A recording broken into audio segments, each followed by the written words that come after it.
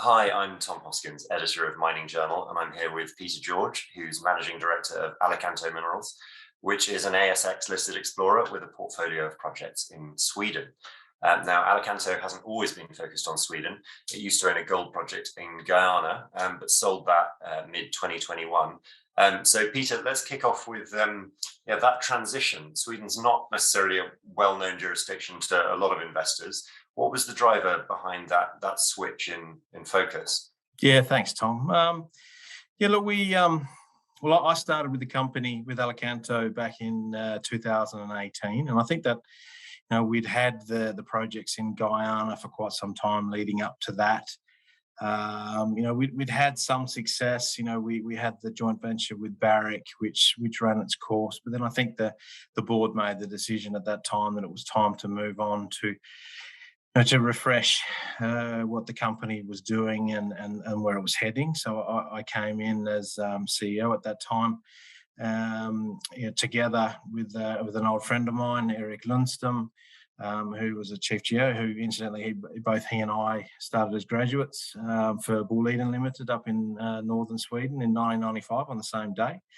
And then he went on to become chief geologist for Boliden. So when I approached him and said, look, we're looking at potentially getting some assets and putting them into Alicanto, would you be interested? He was extremely keen. So it sort of rolled on from there. We obviously, with my background as a mining engineer and having worked in Sweden for 6 or 7 years, and Eric's background as being an exploration geologist in Sweden for a long time, we've got a fairly good idea as to what the good projects are around the place. And we started first and foremost with the Greater Falun project, and an area that had been completely misunderstood and underexplored.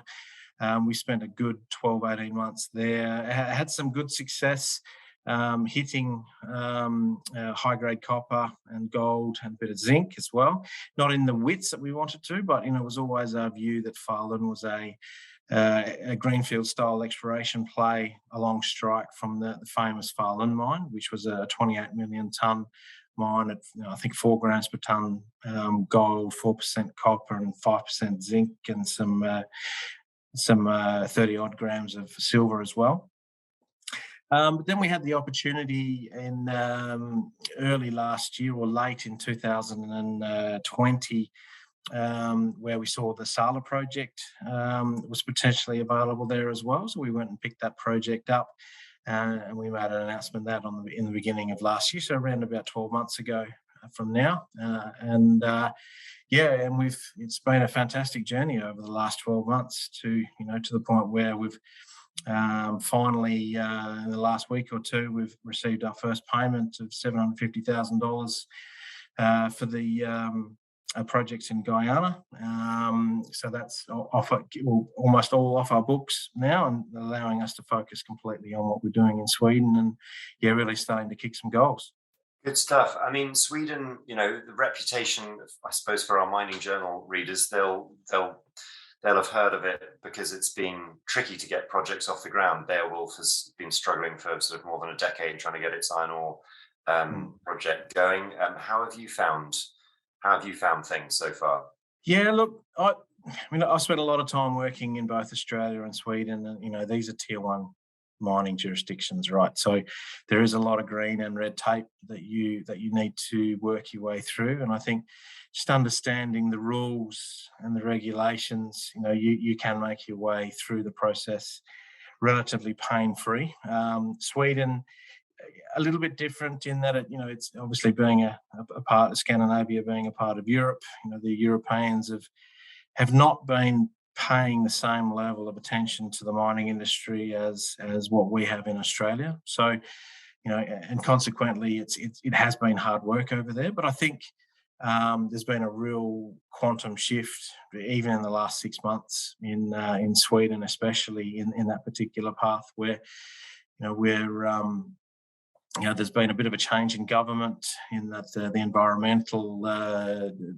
the Green Party is no longer holding the balance of power, as I understand it over there. And there are quite a few projects that are actually now being ticked off. And I believe even the Beowulf project is one of those that's actually been ticked off in recent weeks. So I think from my point of view, really positive.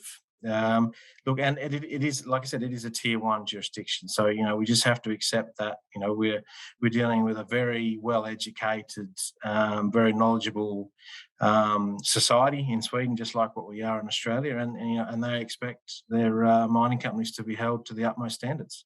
So your projects are historical high-grade polymetallic mines, and Sala, which you mentioned, started back in the 1500s. What makes you think there's more to be found at Sala?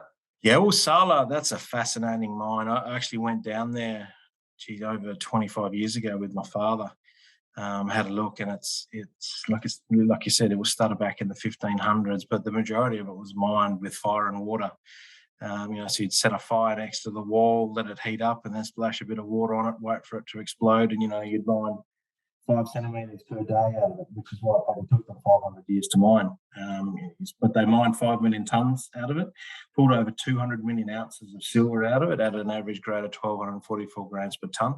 But it was only ever mined down to 290 metres, which, in modern day mines, that's nothing. We've got open pits that go deeper than that in Australia, and in the rest of the world. So, when Eric and I started looking at it, and we just realised that there's just so much going on here, but the geology was fascinating because it looked very similar to what we could see at Falun, but probably more importantly, it looked almost exactly the same as the geology in Garpenberg, which is only 50 kilometres away, where they now have, I believe it's over 30 years of production in front of themselves on, some very nice polymetallics as well. So, when we started looking at that and thinking, there's a lot of history here.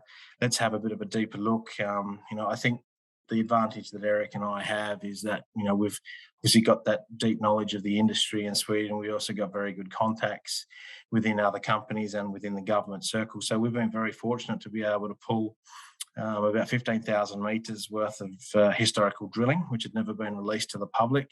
So we've now got hold of all of that data. We've published all of that as part of our announcements. We've also just completed about 13,000 metres worth of our own drilling within the area. And, what we're seeing is fantastic. And the deeper we look, the more we're finding, to the point where there's potentially a lot more information that has never been released to the public as well, which we're actually starting to get our hands on. So, just one of those assets that, I think people have recognised that there is more there, but haven't been able to stitch it together. And I guess with the, modern technologies today and computers and being able to pull all that information together, what we can see in 3D is actually quite mind-blowing. And you've got your maiden resource for Sala coming up this quarter, I believe. Presumably you're hoping that's going to be a significant catalyst. Maybe you could talk a bit about that and what else investors can expect to see from you in the next 3 to 6 months. Yeah, so we made that commitment to get the maiden resource out this quarter. I suppose I should probably warn everybody that it might be slightly delayed, but don't see that as a negative. I think we are hitting significant mineralisation in every single hole. So we're going to have to draw a line in the sand at some stage so that we can put a number out there. But I don't want to go too early. But then on top of that, as I sort of hinted before, we're actually starting to uncover a lot more historical information in areas where we haven't had any drilling or assay information before as well. So we're just pulling all that information apart and hoping to get that within the maiden resource as well. But if there is a delay, it's not going to be too much. So I think as far as I'm concerned, we're well and truly on track. And I think if you look at it in the perspective of we've only had this project since January, February of last year, and we only started drilling it, I believe, in about May. To be able to put out our maiden resource in that world record time is just phenomenal. Yeah. Well, I think that's probably a good time to wrap things up. That's been a really comprehensive overview, Peter. Thanks very much indeed. Yeah, no problem, Tom, anytime.